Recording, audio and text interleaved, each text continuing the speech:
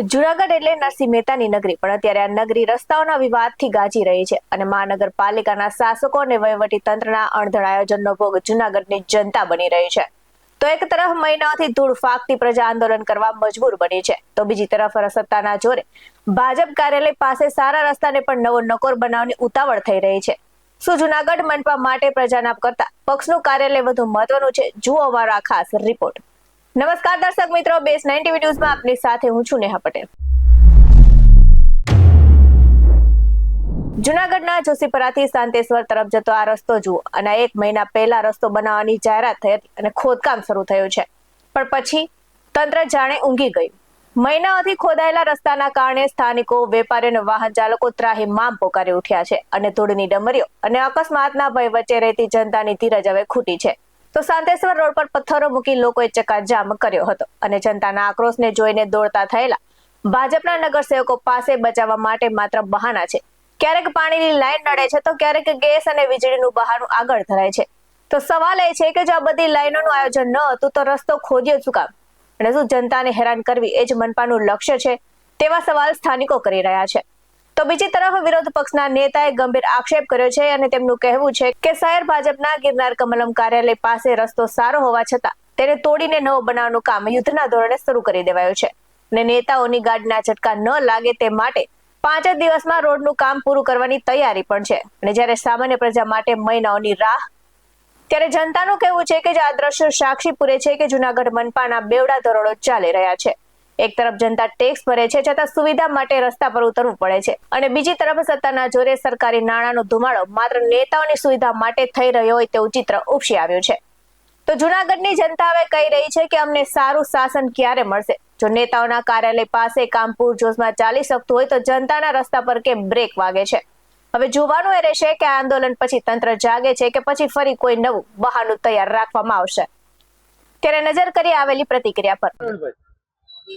આજ રોજ Junagadh મહાનગરના ward number 6 માં શાંતેશ્વર મુખ્ય માર્ગ ઉપર લોકોએ રસ્તા રોકો આંદોલન કર્યું હતું. મને જાણ થતાં હું અહીં આવી અને લોકોને સાચી હકીકત એટલે કે માહિતી જણાવેલ કે આ રોડ કામ, તમારી વાત સાચી છે કે રોડ મોડો થયો છે, પણ મોડું થવાનું કારણ છે કે જ્યાં કામ કરતા જે પાણીની પાઇપલાઇન જે હતી એ તૂટી ગયેલી હતી. આશરે 2.5 થી 3 કિલોમીટર પીવાની પાણીની લાઈન છે, એ તૂટી જવાના કારણે જ્યાં સુધી પાણીની પાઇપલાઇન નવી ન નખાય અને લોકોને જ્યાં સુધી ઘરે પાણી ન પહોંચે, ન મળે, ત્યાં સુધી આ કામ કરવું હિતાવહ ન હોય. રોડ કર્યા પછી આપણે પાણીની સમસ્યા ઊભી થાય એ પહેલા પાણીનું નિવારણ થવું જોઈએ. એટલે પાણીની પાઇપલાઇન કામ કરતા 1 મહિના જેવો સમય લાગ્યો. આજે પાણીની પાઇપલાઇનનું કામ પૂર્ણ થયું છે અને અત્યારે કનેક્શન ઘરે ઘરે દેવાય છે. આજ 7 સુધીમાં કામ પાણીની લાઈનનું પૂર્ણ થાય છે અને ત્યાંથી ગેસ પંપથી રોડની કામગીરી ચાલુ કરવા દેવામાં આવી છે. કારણ કે હંમેશા જ્યાંથી પાણી નિકાલ થતો હોય ત્યાંથી રોડ થતો હોય છે.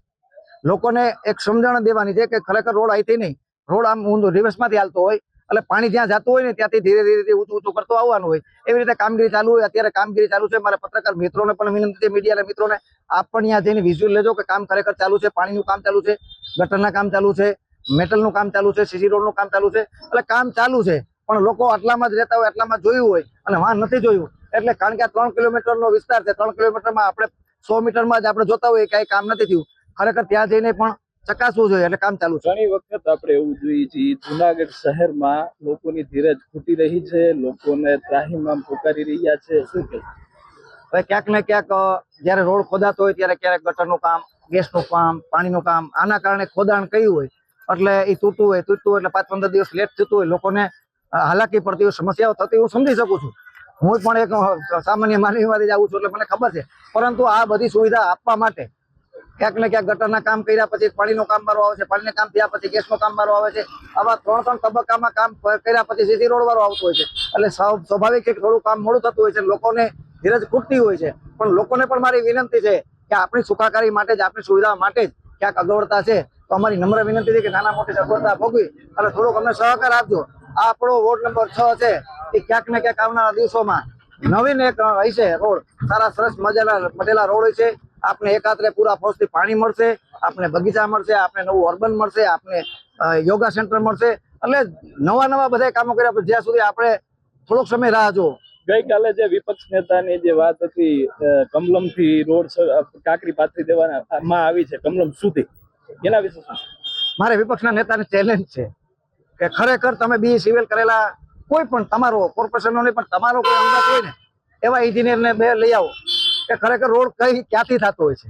તો રોડ હંમેશા ઉલટી દિશામાંથી રોડ થતો હોય છે, કારણ કે અહીંયા રોડનું લેવલ ન મળતું હોય.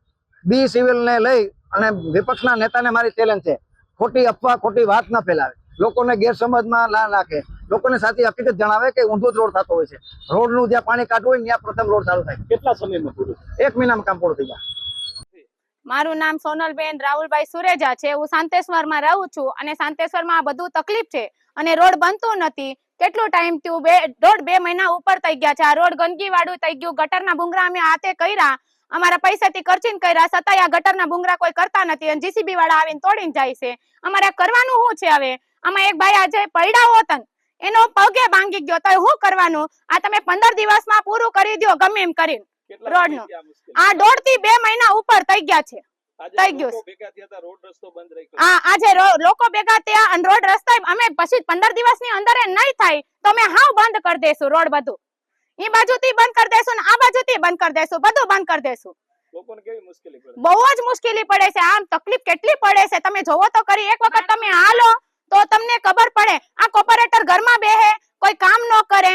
આ કોદી ગયા હું કામ નહીં કરવાની ને કોઈને. આવ કેટલો ટાઈમ થયો? કઈ કરો તમે 15 દિવસમાં પૂરું કરો આ રોડ નું કામ ગમે એમ કરી બંધ કરી દો. હા, આઈના કોર્પોરેટર છે પ્રવીણભાઈ ને લલિતભાઈ બે છે અને આઈના જે રોડ નું કામ બનવાનું છે પ્રવીણભાઈ ના હાથમાં છે. આ પૂરું કરવાનું એને જ આવે.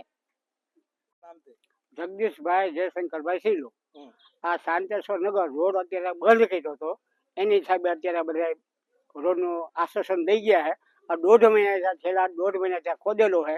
રોડ નું પાણી બધું સંડાસ ઉપર આવે પણ કોઈ ભાવ પૂછતું નથી. છતાંય અમે જો અત્યારે રોડ બંધ કર્યો એની હિસાબે બધી પબ્લિક ભેગી થઈ છે. જેમ બને એમ વહેલી તકે આ રોડ પૂરો થાય એ બદલ કોર્પોરેટર આભાર. લોકોને કેવી મુશ્કેલી પડે? લોકોની વાત જ કરવામાં હલાતું જ નથી. રોડ ઉપર હલાતું જ નથી. આજ સવારે જ એક ભાઈ પડી ગયા અને આખા નરક ભરાઈ ગયા. એ ભાઈ હાજર નથી, નકર તેની આગળ તેડતો આવે. આખા નરક ભરાઈ ગયા. એવી આ શાંતેશ્વર નગરની હાલત છે. અગાઉ એક રજૂઆત આપણે કોર્પોરેટર કરેલ પણ કોઈ ધ્યાન દેતું નથી.